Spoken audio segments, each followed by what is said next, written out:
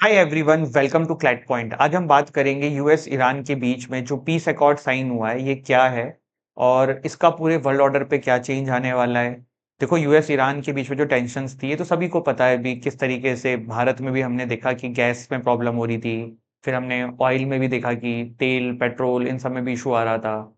फिर आप स्टॉक्स देख सकते हो, पूरे नीचे गिर गए हैं। इसके अलावा ऑफ कोर्स वर्ल्ड सिक्योरिटी के लिए भी एक प्रॉब्लम थी। तो यूएस ईरान के बीच में जो ये प्रिलिमिनरी पीस अकॉर्ड अभी साइन हो रहा है या जो प्रोसेस चल रही है, ये है क्या और इसका क्या-क्या चीज़ें रिperकशन पड़ सकते हैं, हम सब कुछ यहाँ पे देखने वाले हैं, ठीक है? देखो, ये जो दोनों के बीच में आप कह सकते हो कि एक अकॉर्ड टाइप का साइन होने वाला है, अभी चल रहा है। इसमें क्या-क्या चीज़ें हैं, जो कोर डील पॉइंट्स हैं, वो क्या-क्या हैं? सबसे पहले देखो, स्टेट ऑफ हॉर्मुज़ के रिलेटेड है। आपको पता है, ये जो स्टेट ऑफ हॉर्मुज़ है, यहीं से ईरान ने ना ये पूरा युद्ध को अपने अंडर में किया है। आपको क्या लगता है कि इस पीस अकॉर्ड में कौन झुका है? ऑफ कोर्स यूएसए झुका है। ईरान ने देखो अपने आप को एक अलग तरीके से इस पूरे युद्ध में खड़ा कर दिया। पहले ईरान ने देखो क्या किया था, जब स्टार्टिंग में ये वॉर शुरू हुई थी, तो ईरान के पास जो भी अपने बॉम्ब्स थे, जो भी चीज़ें थी, सब यूज़ किया। ड्रोन्स इनके बहुत फेमस हैं, वो इन्होंने यूज़ किए। लेकिन वो सब एक पॉइंट पे आके खत्म हो गए थे। तब फिर लास्ट में ईरान ने स्ट्रेट ऑफ हॉर्मुज़ को बंद किया, यहाँ पे इन्होंने चीज़ें रोकी। फिर ना पूरे वर्ल्ड ऑर्डर में दिक्कत आनी शुरू हुई, यूएस पे प्रेशर बनने लगा, इकोनॉमीज़ देशों की खराब होने लगी। तो वहाँ से ना फिर ईरान जो है वो अपर हैंड लेके चला गया। और सबसे बड़ी चीज़ जो स्ट्रेट ऑफ हॉर्मुज़, इसमें एक कोर डील पॉइंट है यूएसए की तरफ से, कि ये अनकंडीशनली ओपन होगा। अब यहाँ पे ईरान कोई इंटरफेयर नहीं करेगा, पूरा वर्ल्ड जो है यहाँ से फिर चीज़ें अपनी ले जा सकता है। और ये देखो, ईरान के कंट्रोल में क्यों है? अगर आप मैप देखो तो ये देखो आपका ईरान है, ठीक है? और उसी के बगल में ये स्ट्रेट ऑफ हॉर्मुज़ है। पूरे वर्ल्ड की जो शिप्स होती है ना, वो यहीं से गुजरती हैं। इसी वजह से आप देख रहे थे कि हम जब मोदी जी का बीच में एक इंटरव्यू आया था, उन्होंने पार्लियामेंट में कुछ स्टेटमेंट दी थी, तो बात यही चल रही थी ना कि स्ट्रेट ऑफ हॉर्मुज़ में शिप्स जो हैं वो बहुत दिन से फँसी हुई हैं, जाने नहीं दिया जा रहा है। फिर इसके बाद seize fire on all fronts, ये एक बात रखी गई है। मतलब कोई भी अब गोलियाँ-वोलियाँ नहीं चलेंगी हर जगह पे, हर तरफ से बंदूकें चलना, गोली चलना, जो भी इस तरीके का वायलेंस है, सब रोक दिया जाएगा। रिलीफ एंड फ्रोज़न एसेट्स, देखो ईरान के जो भी फ्रोज़न एसेट्स यूएसए के द्वारा किए गए हैं, वो सब रिलीज़ किए जाएँ। इसके बाद यूएसए ने डिमांड रखी कि कोई न्यूक्लियर वेपन्स अब ईरान जो है प्रोड्यूस नहीं करेगा। इसके अलावा जो भी ईरान ने इस बीच में, जो उस पूरे युद्ध के दौरान में यूरेनियम को एनरिच किया है, उसको जो है वापस से वापस कर देगा। देखो, यूरेनियम ही न्यूक्लियर बॉम्ब्स बनाने में यूज़ होता है, तो इस जो लड़ाई-झगड़े के बीच में ईरान ये धमकी कंटीन्यूअस देता हुआ आ रहा था। इसके अलावा एक चीज़ स्पेसिफिकली यूएसए की तरफ से आया है कि इस पर्टिकुलर डील को जेसीपीओए 2.0 नहीं देंगे। अब ये क्या नाम, ये क्या चीज़ है? देखो, एक डील थी ईरान न्यूक्लियर डील या फिर joint comprehensive plan of action deal, जो ओबामा जी के टाइम पे ही आई थी। और ट्रम्प जो हैं वो अलग पार्टी के हैं। तो अगर अब ये इसी पर्टिकुलर डील का नाम को आगे बढ़ा देते, तो फिर प्रॉब्लम ये हो जाती कि यार, डोनाल्ड ट्रम्प का नाम तो कुछ आता ही नहीं, ओबामा जी के द्वारा कोई चीज़ करी गई थी, वही आगे आ जाती। इसीलिए फिर ईरान के इस पर्टिकुलर चीज़ की तरफ से ना यूएसए ने नाम रखा है कि जेसीपीओए नहीं है, इसका कुछ अलग नाम दिया है।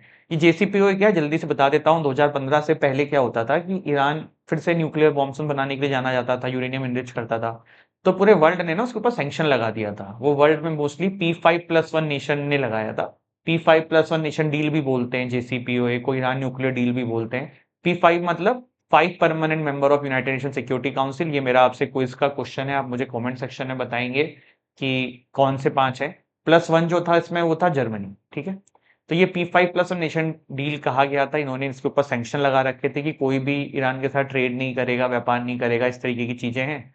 क्योंकि ईरान जो है यूरेनियम एनरिच कर रहा है। फिर ईरान ने घुटने टेके, उन्होंने कहा कि ठीक है भैया, हम आपकी शर्तें मान लेते हैं, हमसे ट्रेड करो। तो फिर वो 2015 में एग्रीमेंट हुआ था। तो उसी का नाम था ईरान न्यूक्लियर डील, जो कि 2017-18 के टाइम पे जब ट्रम्प आए थे, उन्होंने उस डील से यूएसए को बाहर ले लिया था और वो ईरान न्यूक्लियर डील को खत्म कर दिया था।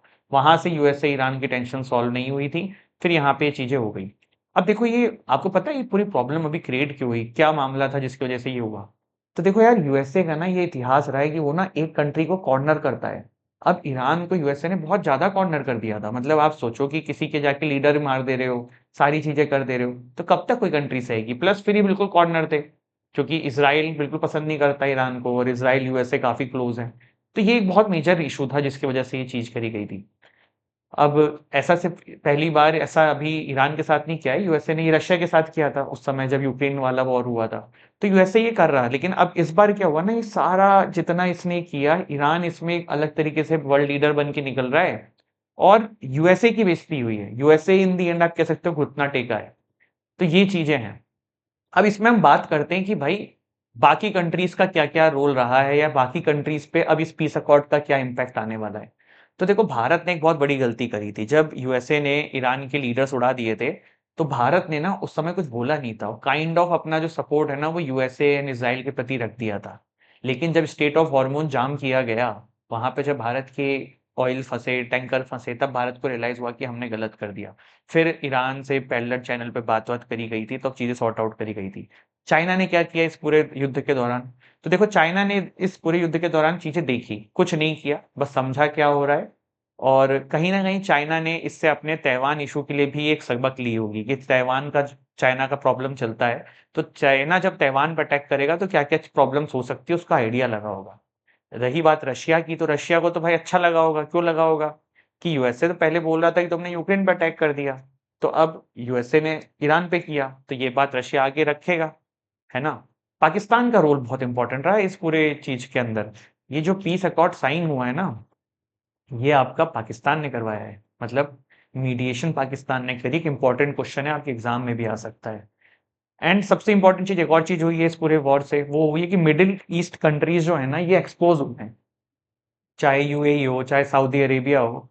क्यों हो गए? क्योंकि देखो यूएई हो गया, सऊदी हो गया, ये सब पहले बहुत बनते थे कि हम बहुत रिच कंट्रीज़ हैं, सारी चीज़ें, लेकिन ये समझ में आया कि ये सिर्फ़ यूएसए पे डिपेंडेंट हैं, ठीक? और दूसरा यूएसए भी इनकी मदद नहीं कर पाया यार, जब अभी ईरान ने अटैक किया तो कुछ नहीं कर पाया यूएसए। तो अभी ये लोग भी ना एक्सपोज़ हो गए हैं। प्लस इनके आपस में बहुत दिखाते हैं कि हम सब साथ में हैं, ये हैं, वो हैं, लेकिन वो भी एक्सपोज़ हुआ कि आपस में किसी की किसी से बनती नहीं है, सब एक-दूसरे से कॉम्पिटिशन कर रहे हैं। तो ये पूरा ये सार था, ये पीस डील था and if you want to enroll in CLAT point के एनएलसैट, क्लैट, एमएससीटी किसी भी कोर्सेज़ में, don't forget to check our application. Description से आपको हमारे ऐप का लिंक मिल जाएगा, हमारी वेबसाइट का लिंक मिल जाएगा, हमारी टीम का कॉन्टैक्ट नंबर मिल जाएगा। कॉन्टैक्ट करके भी आप इन कोर्सेज़ की जानकारी हमसे ले सकते हैं। Thank you so much. जय हिंद, जय भारत।